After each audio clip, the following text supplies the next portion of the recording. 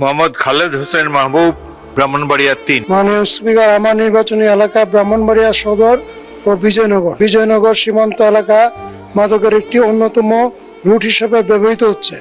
এর ফলে আমাদের সদর ও বিজয়নগরের তরুণ সমাজ আজ হুমকির মুখে। সীমান্ত দিয়ে মাদকের অবৈধ অনুপ্রবেশ আমাদের যুব সমাজের নৈতিক ও শারীরিক অবক্ষয় ঘটাচ্ছে।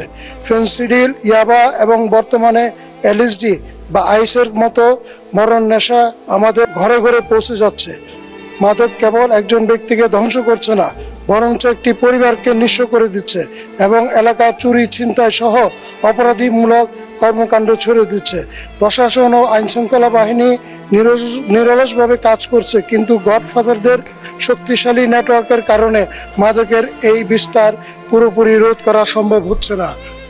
মাননীয় স্পিকার, আমার নির্বাচনী এলাকা জনসাধারণের পক্ষ থেকে আপনার কাছে আপনার মাধ্যমে মাননীয় স্বরাষ্ট্রমন্ত্রীর কাছে কিছু সুনির্দিষ্ট প্রস্তাব রাখছি।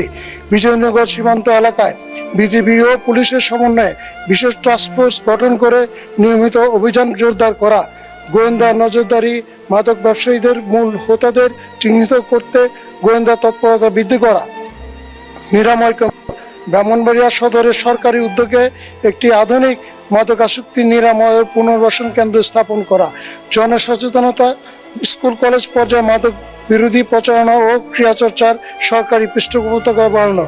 মাননীয় স্পিকার, মাননীয় প্রধানমন্ত্রীর বরিষ্ঠ নেতৃত্বে দেশ আজ মাদকের বিরুদ্ধে জিরো টলারেন্স নীতিমালা। মাননীয় সদস্যবৃন্দ, 2 মিনিটের বক্তব্য এখানেই শেষ করা হলো।